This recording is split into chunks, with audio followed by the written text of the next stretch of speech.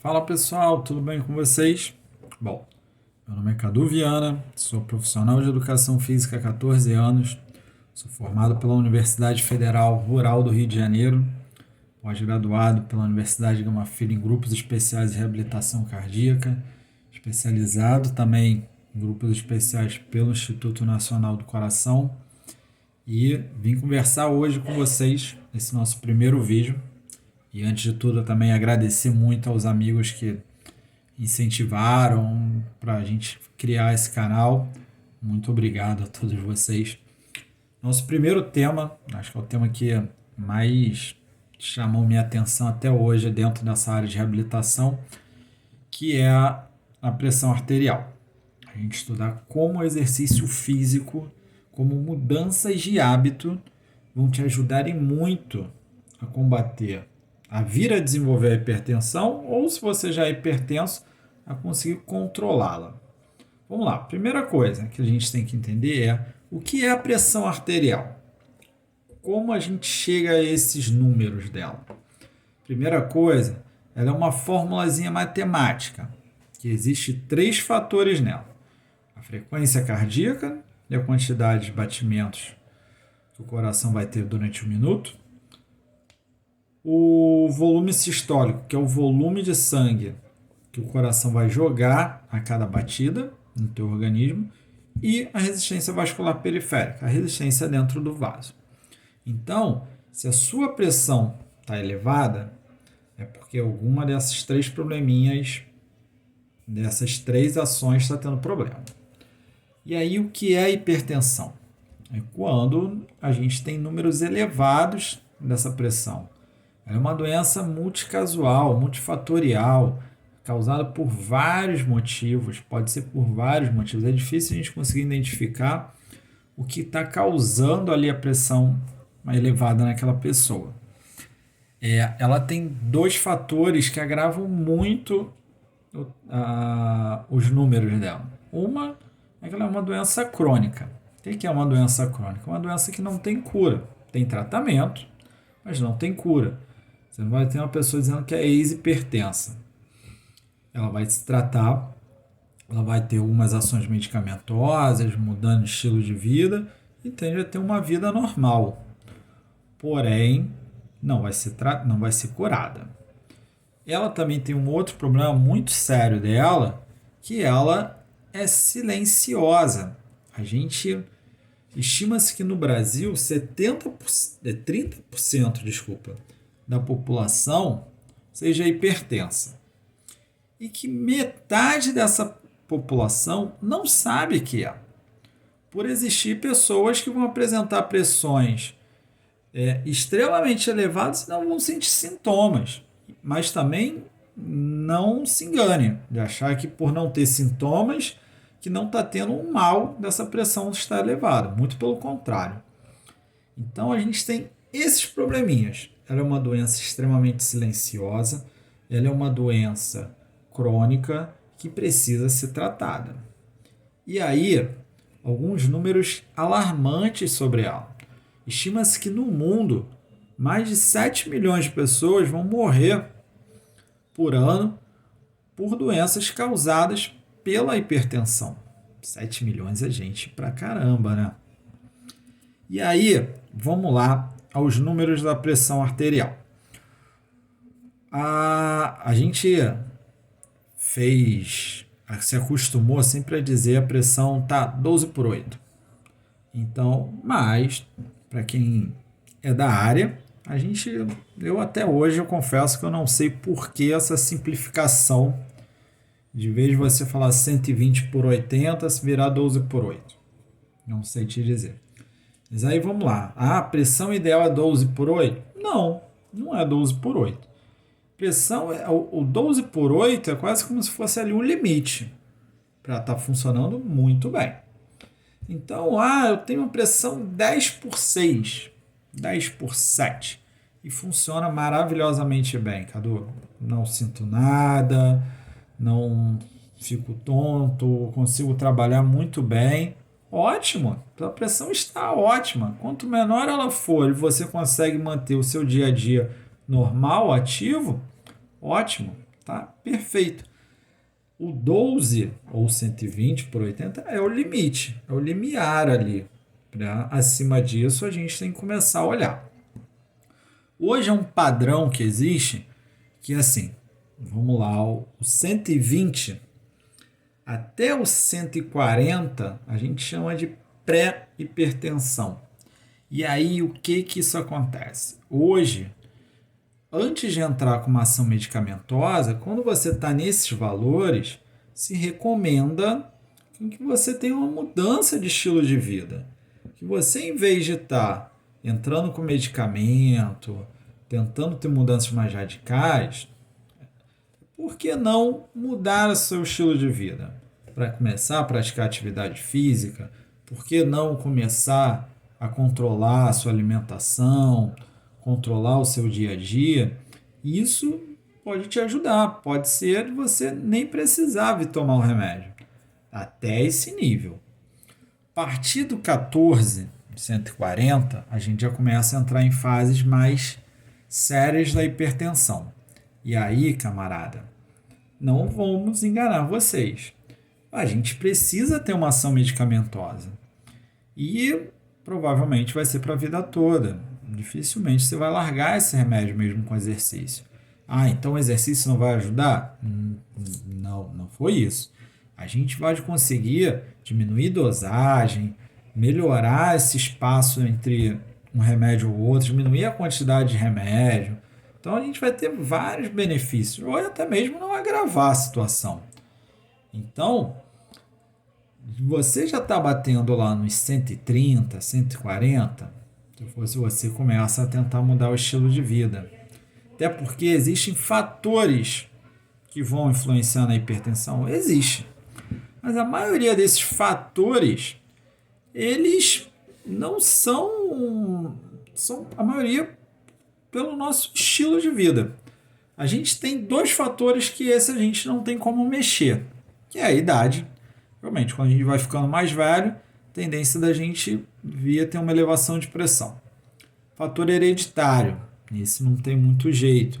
Se você tem quadro, você tem histórico familiar, pai, mãe, irmão com hipertensão, exige que você tenha um cuidado redobrado. Pode ser que você venha desenvolver por uma herança genética, uma hereditariedade.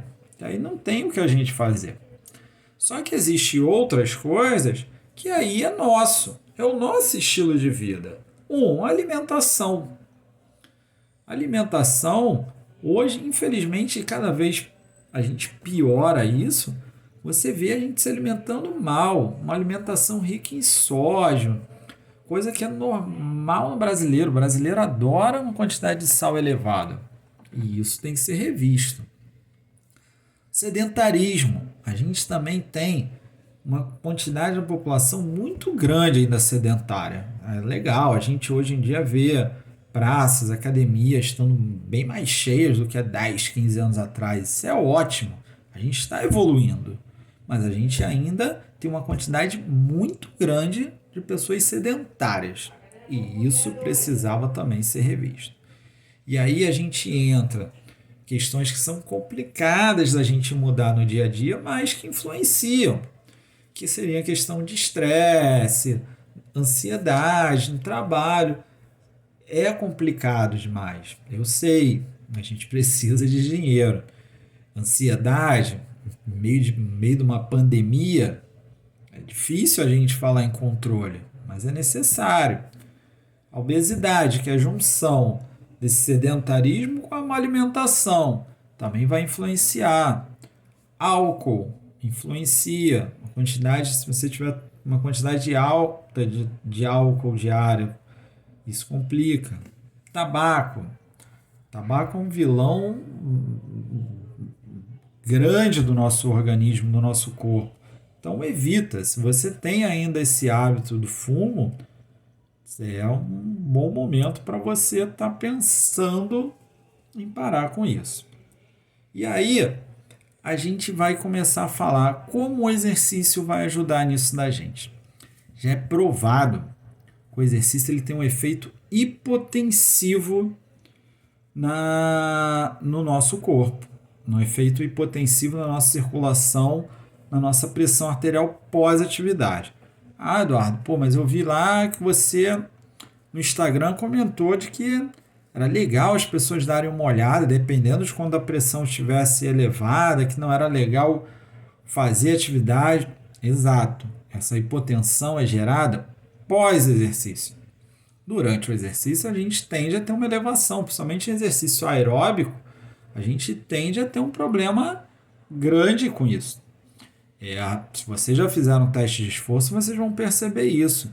A pessoa começa com 120 por 80, como vai aumentar muito a frequência cardíaca, que já foi um post meu lá no Instagram da gente explicando como é o efeito da pressão no exercício, vai ser elevada. E aí não é legal.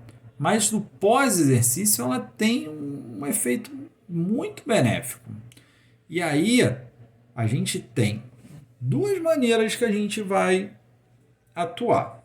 E aí vamos agora pegar a galera que é hipertensa. A gente tem tratamento para vocês, o medicamentoso e o não medicamentoso. Quanto mais a gente conseguir e melhor for a qualidade desse não medicamentoso, menos medicamentoso vai ser. Quanto mais mudanças de hábitos saudáveis você tiver na sua vida, menos remédio você vai tomar. A gente tem principalmente 3 linhas de remédio. O beta-bloqueador, a linha de betas bloqueadores, que aí a gente vai entrar no atenolol, metoprolol, que seriam remédios que vão estar controlando o efeito simpático no teu sistema circulatório, no teu coração. Então, quem toma o beta, você vai perceber que dificilmente a frequência cardíaca se eleva. A frequência fica baixa, a pessoa faz atividade ali e não eleva. Então, isso é até um cuidado que todo profissional de educação física tem que saber. Poxa, eu preciso saber toda a cadeia do remédio, das questões farmacológicas. Era legal. Mas, principalmente, você tem que saber o efeito que o remédio que seu aluno está tomando. Até para você, não adianta você querer pegar um aluno de grupo especial, dizer que, não, atividade é bom, é isso. Você não vai ter esses zelos. Você tem que saber o que o remédio que seu aluno está tomando, o que pode causar. Você já está tomando ali o beta e você começa a correr com ele com frequencímetro e está vendo que a frequência não está subindo, isso não quer dizer que ele não esteja aumentando a sensação de cansaço dele, não. Então fica de olho nisso daí. A gente tem os remédios também da linha diurética. A gente também tem os remédios que são vasodilatadores, que vão diminuir essa resistência periférica do vaso. Então, fiquem de olho, professores. Vocês têm que olhar direito o remédio que o seu aluno está tomando. Senão, você pode estar criando um efeito mais complicado para ele. Beleza? Então, essa questão, a gente vai entrar em detalhes até um pouquinho mais históricos. Essa questão da hipotensão no exercício, isso vem de muito tempo. Na década de 20 do século passado, já havia estudos comprovando, ouvindo para essa linha, de que o exercício poderia ter um efeito hipotensivo. A gente tem nesse século, por exemplo, quando eu falei lá da musculação, por exemplo, a musculação começou a ser mais estudada para o hipertenso a partir desse século. Quer dizer, 2000, há 20 anos atrás. Poxa, parece coisa pra caramba. Mas se você for ver quantas gerações de profissionais, tanto professores quanto médicos que já passaram, que se formaram antes de ter essa regulamentação, a gente ainda vai esbarrar com muita gente que vai achar que o hipertenso não pode estar fazendo atividade de musculação, que hipertenso vai ter um risco maior. E não é bem assim, né? A gente já conseguiu ver que não. E aí, vamos lá. A gente vai falar principalmente de 2 exercíciozinhos, 2 linhas de exercícios que vão ajudar muito você. Uma seria os exercícios aeróbicos e outros exercícios contra resistência, exercícios de força, exercícios de musculação, dê o nome aí que você desejar. Vamos lá. Primeiro, para o treino aeróbico, que é um treino que assim já é muito mais estudado que a musculação, que já é extremamente comprovado os benefícios, efeitos hipotensores dele. A minha opinião pessoal é até que, como efeito hipotensor, eu acho até que o trabalho aeróbico tem um efeito melhor do que a musculação. Porém, eu acho mais seguro fazer a musculação. Mas daqui a pouco a gente conversa sobre isso. Vamos lá. O exercício aeróbico. Quais são as coisas que a gente vai conseguir ter de melhoras nele? Melhora a nossa função circulatória. A gente consegue, já comprovado com atividade física, criar novos vasos, criar novos mecanismos, novos vasos para que esse sangue consiga chegar onde ele quer. Nosso sistema circulatório fica muito mais eficiente a partir da que a gente começa a fazer atividade física. A gente tem uma perda de gordura corporal. Com menos gordura no corpo, teu coração fica menos exigido. Menos gordura nos vasos, menor vai ser a resistência para esse sangue passar. Existe também, com efeito da atividade física, treino aeróbico, a gente consegue liberar, a gente consegue estar liberando também, tendo um efeito hipotensivo, liberando óxido nítrico. Que aí você vai conseguir fazer com que esse sangue chegue mais eficiente na musculatura. Ele vai fazer um efeito hipotensor, vai alargar ali a passagem do sangue. Um efeito bem benéfico, né? E aí, como a gente vai fazer esse treino? Como a gente vai fazer com que a pessoa faça um treino aeróbico mais seguro? Vamos lá. Primeiro, a gente vai pegar a frequência cardíaca dessa pessoa. Vamos pegar lá o exame dela, o teste de esforço, ver aonde se apresentava algum probleminha, se tinha algum pico de pressão a partir de qual batimento, se tinha alguma arritmia a partir de qual batimento. E aí, nessa frequência vai vir a nossa frequência cardíaca máxima. E aí, em cima dela, a gente vai trabalhar em cima de 50%, 75% dessa frequência cardíaca máxima. Vai ser a intensidade desse aluno. Poxa, Cadu, mas você falou do beta. Como é que a gente vai fazer? Aí vamos usar a escala de Borg. Pode ser até aquela adaptada de 0 a 10, escala de esforço. Não deixe que esse aluno chegue a níveis tão elevados assim. Beleza? Massa muscular também é bem bacana. Por exemplo, uma corrida ou uma natação que você vai estar trabalhando o teu corpo inteiro. Quanto mais massa muscular tiver envolvida nessa atividade, maior vai ser o efeito hipotensivo, porque mais óxido nítrico a gente vai estar liberando, mais vasos vão estar sendo dilatados, e aí a gente vai conseguir ter um resultado bem mais bacana.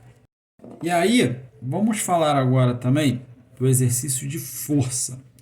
Bom, o exercício de força, aí a gente pode estar incluindo a musculação, crossfit, pilates, uns exercícios que visam ou que a gente consegue através dele um aumento da nossa massa muscular. A gente tem um processo fisiológico, natural, que a partir dos 30 anos a gente começa a perder massa muscular. E depois dos 50 esse processo é acelerado. Então, se você consegue diminuir, cessar essa perda de massa muscular, ou se melhor ainda, você consegue ganhar massa muscular, isso significa que você vai conseguir manter a sua autonomia. Por exemplo, o idoso, um dos maiores problemas que ele tem da perda de autonomia dele, de deitar, sentar, de subir uma escada, de subir no ônibus, é porque ele perde massa muscular. E isso não significa que ele vai perder peso. Então ele vai ter que carregar a mesma quantidade de peso, peso corporal, uma massa muscular menor. E isso vai complicar a vida dele. A musculação também, o exercício de força, ajuda muito no controle da glicemia, que vai ajudar muito nesse controle da pressão. Ele vai te ajudar imensamente com que estímulos, quando você mais forte estiver, mais difícil vai ser estímulos simpáticos. Qualquer treino, né? Não é qualquer treino que vai causar um efeito simpático que vai aumentar a sua frequência, o seu batimento. Então a gente consegue ter. Ainda não há tanta comprovação em relação a efeitos mesmos hipotensivos na musculação, porém os outros benefícios dela, do CrossFit, do Pilates, são inegáveis. E existe segurança. Então não existe por que o hipertenso não praticá-la. E a gente só tem que tomar alguns cuidados, como eu até relatei. Vê a sua pressão antes de você começar o treino. Vamos ver lá, quando seu professor fala, por exemplo, que é muito comum isso nos nossos treinos. Você passa, sei lá, 3 séries de 10 para o aluno e você passa, olha, você tem que ter um intervalo de 1 minuto entre cada série.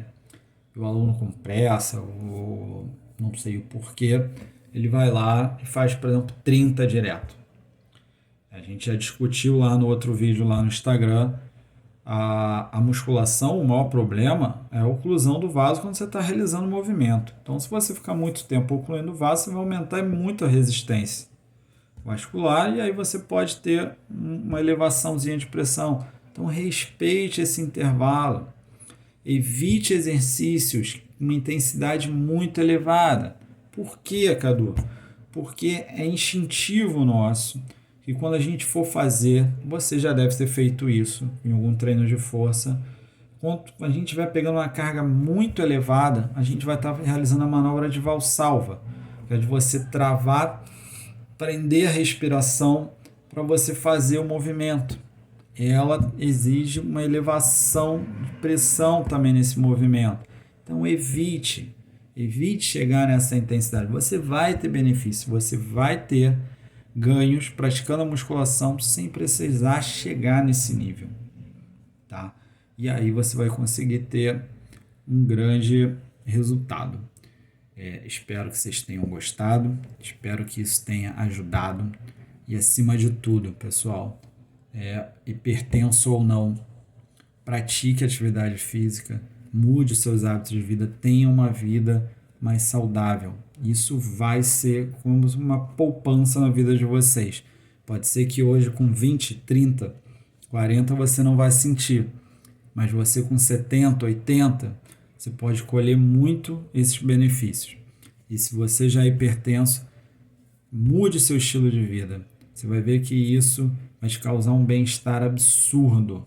Você vai ter um ganho de saúde, um ganho de qualidade de vida muito grande. Tá bom, galera? Se inscrevam no canal, curtam lá e um grande abraço.